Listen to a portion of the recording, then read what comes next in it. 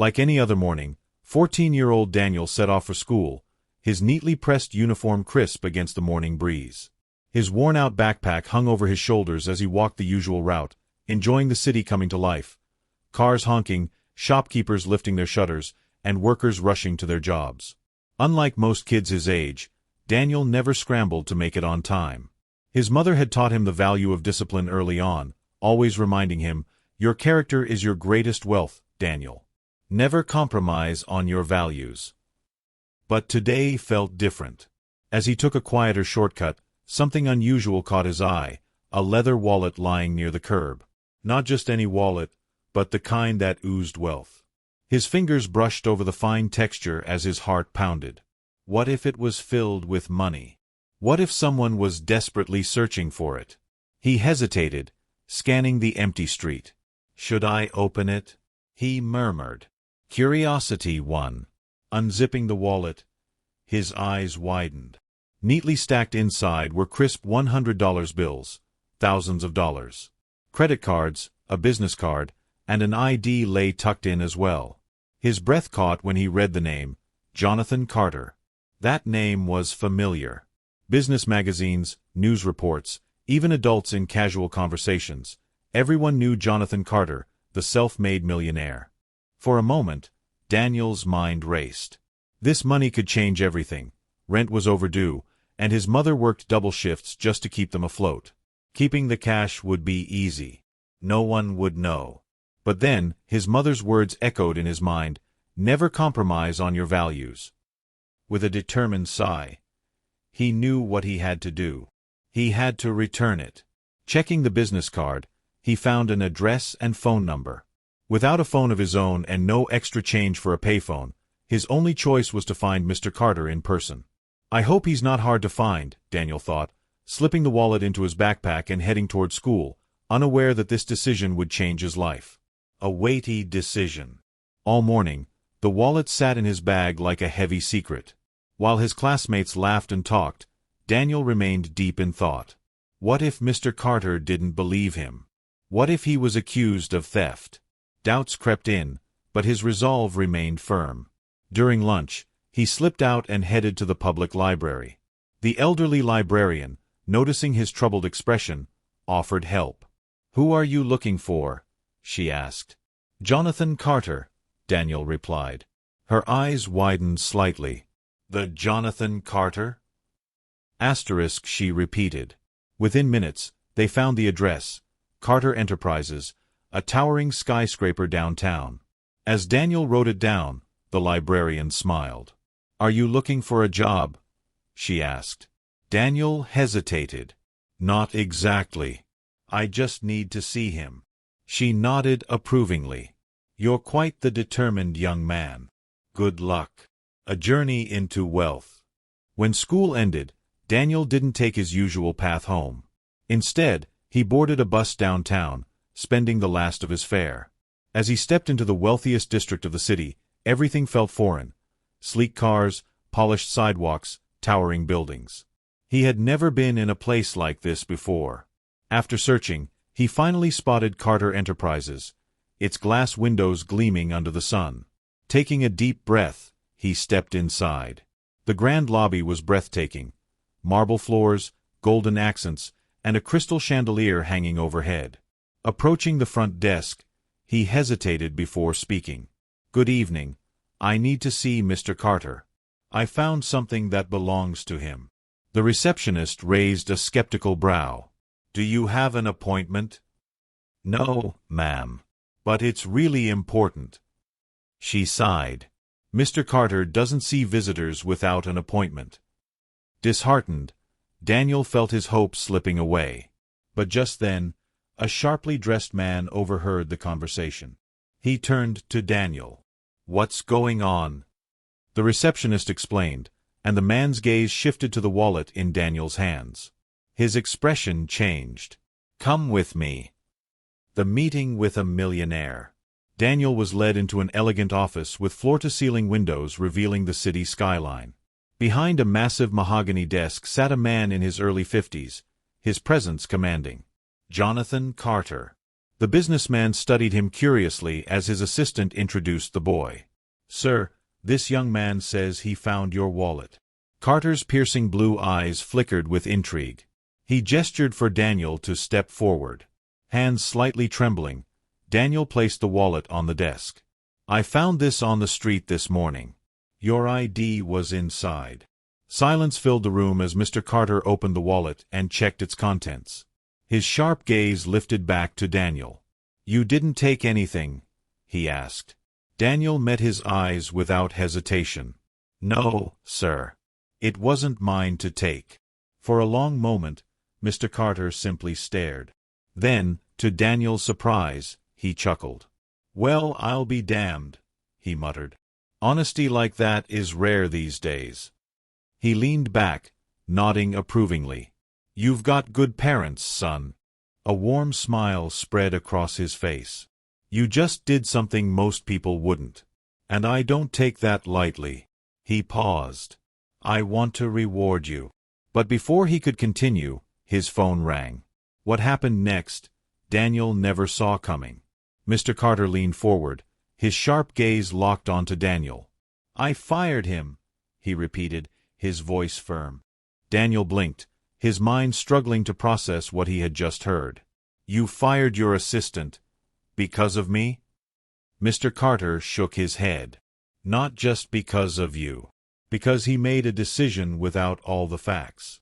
In business, assumptions can cost millions. In life, they can ruin people's reputations." Daniel swallowed hard. He had spent the whole night feeling like a criminal, and now the person responsible had lost his job. A part of him felt justified, but another part wasn't sure if this was the outcome he wanted. "I never wanted anyone to lose their job," he admitted. Mr. Carter nodded. "I understand. But James Wills wasn't just any assistant. He had influence over major decisions. If he jumped to conclusions about something as small as this, what else might he have mishandled?" Daniel shifted in his seat. He wasn't sure what to say. Mr. Carter studied him for a moment before speaking again. "You have integrity, Daniel. That's rare. And that's why my offer still stands." Daniel hesitated. "The lesson." A slow smile returned to Mr. Carter's face. "Yes. But let's take it a step further. I want to mentor you." Daniel's eyes widened. "Mentor me?" Mr. Carter nodded. "I see potential in you. You think before you act, you value honesty, and you have a hunger to understand more. That's the kind of mindset that builds success." The words sent a shiver down Daniel's spine. Was this really happening? Just yesterday, he had been worried about making it through the week. Now, a millionaire was offering to teach him things he could never learn in school. Still, doubt crept in. "Why me?" Mr. Carter's expression softened slightly. "Because someone once gave me a chance when I had nothing. Now, I'm paying it forward." Daniel took a deep breath. His mother's words echoed in his mind. "Your character is your greatest wealth." He thought about their struggles, about the way the world saw people like him, and about how this opportunity could change everything. Finally, he met Mr. Carter's gaze and nodded. "I'm in." Daniel's heart pounded as the room went silent, all eyes locked onto him. He wasn't a businessman. He was just a kid who had found a wallet. But for some reason, Mr. Carter wanted to hear what he had to say. "They raised the price because they're confident you'll pay it," Daniel continued carefully. "That means they need your business as much as you need their supplies." The woman with sharp eyes leaned back, intrigued. "Go on." Daniel took a deep breath. "If they think you have no other choice, they have all the power. But what if you make them believe you do? What if you act like you're willing to walk away?" A murmur rippled through the executives.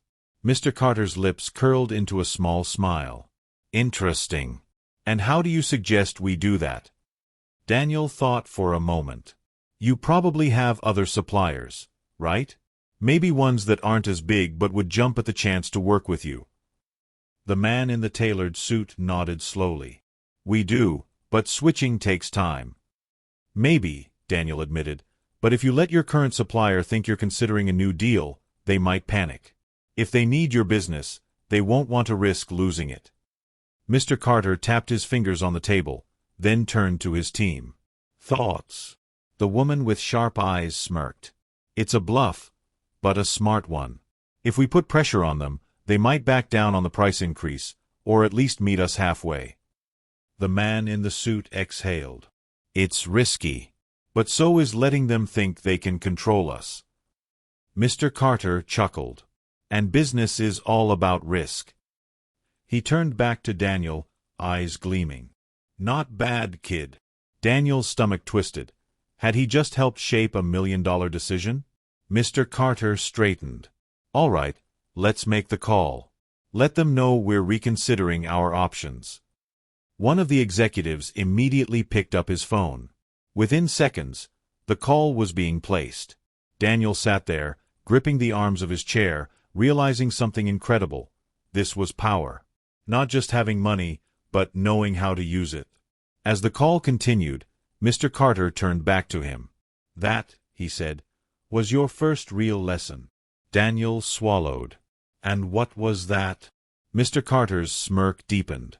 In business, power isn't about what you have, it's about what people think you have. Daniel leaned back, his mind racing.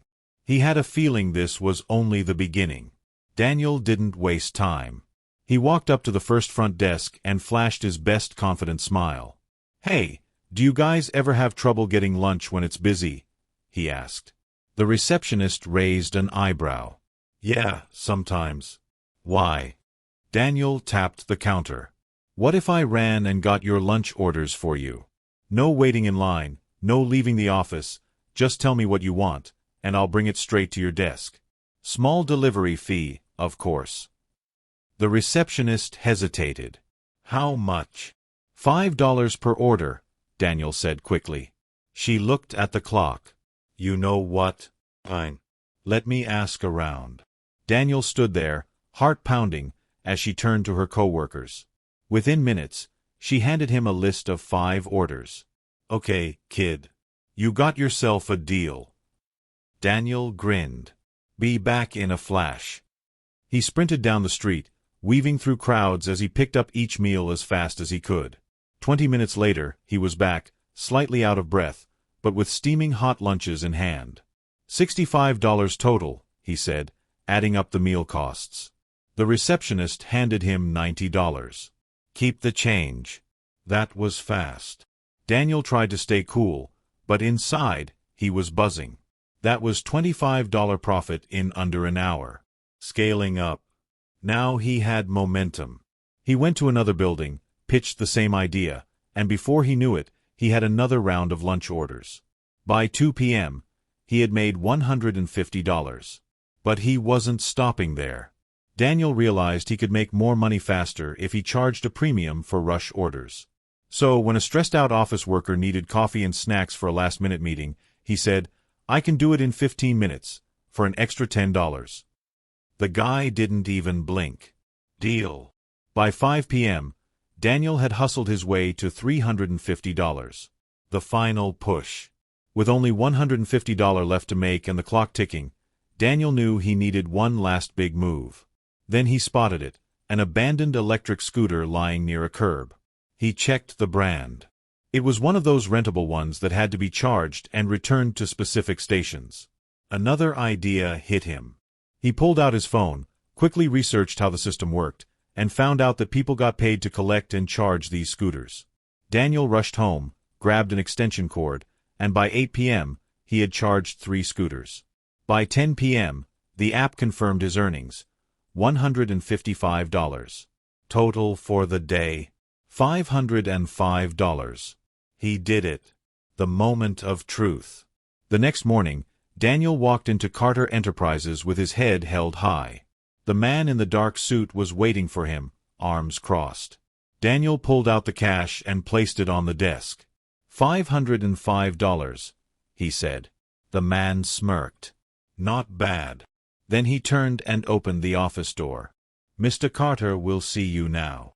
Daniel took a deep breath and stepped inside. He wasn't just a kid anymore. He was ready for his next lesson. Daniel slowly opened the envelope, heart pounding. Inside was a single piece of paper with just 4 words. Turn $500 into $5,000. He blinked. You want me to what? Mr. Carter leaned back in his chair, a knowing smirk on his face. You figured out how to make $500 in a day. Now, let's see if you can think bigger. No shortcuts, no handouts. Just strategy, execution, and results. Daniel exhaled sharply. This was a whole new level. But how am I supposed to? Mr. Carter held up a hand. That's for you to figure out. The only rule. You have 1 week. Thinking like an investor. Daniel walked out of Carter Enterprises with his mind racing. $5,000 in 7 days? That was 10 times what he had just made. He thought back to what he had learned the day before. Reselling, running errands, and hustling had worked, but scaling those up to $5,000 in a week? That would take too much time. He needed leverage. He needed to make his money work for him. He sat on a park bench, flipping through ideas in his head. Stocks? Too risky. Gambling? Not an option. Then it hit him. People paid for speed and convenience. He had already proved that with the lunch deliveries. What if he hired others to do the work for him? Building a team. Daniel rushed back to his neighborhood and found 3 kids he knew from school who were always looking to make extra cash. I'll pay you each $50 per day to do what I did, lunch runs and car cleaning. You keep the tips. They were skeptical until he showed them his $500. By the next morning, Daniel had a small team hustling for him. He took the orders, organized deliveries, and collected the money. By the end of day 1, his team had made $900. Daniel kept $450. Scaling up. Now, Daniel had a system. Day 2, he expanded, adding 2 more kids to the team. He also raised prices. Instead of charging $5 for car cleaning, he bumped it up to $10 for standard, $20 for premium. By day 3, they were making over $1,500 per day. By day 5, Daniel had $4,000 in cash. The final move. But he was still $1,000 short. He needed one big play to push him over. That's when he overheard 2 business owners at a coffee shop complaining about their storefronts being dirty. Daniel saw an opportunity. He approached them with a pitch. I'll get your storefront windows cleaned today for $200. No mess, no hassle. They were skeptical. You have a cleaning company? I have a team, Daniel said confidently. They agreed. Daniel took $50 to rent proper window cleaning equipment and got his team working. By the end of the day, he had made $1,200. Total earnings? $5,200. The moment of truth. Again. 1 week later, Daniel walked into Mr. Carter's office and placed $5,200 on the desk. Mr. Carter grinned. Tell me how you did it. Daniel explained everything. How he built a team, scaled up, and turned hustle into a system. Mr. Carter nodded approvingly. And what did you learn? Daniel's eyes sharpened. That real money isn't made by working harder. It's made by working smarter. Mr. Carter laughed. Now you're getting it. He leaned forward. You're ready for the next lesson. But this time, it won't be about making money. It'll be about something far more valuable. Daniel frowned. What's that? Mr. Carter's smirk returned. Influence.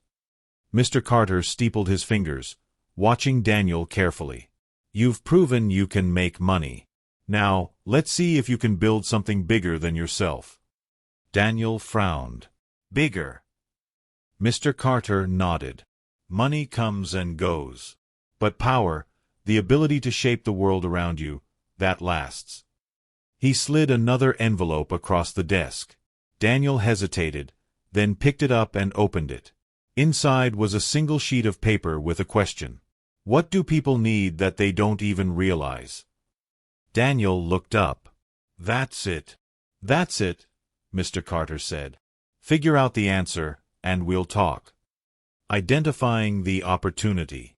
Daniel left the office, the words "what do people need?" repeating in his head. He thought about what he had learned so far. People paid for convenience, for speed, for opportunity. Then it hit him. In his neighborhood, there were tons of hustlers. Kids like him, smart, driven, willing to work. But they didn't always know where to start.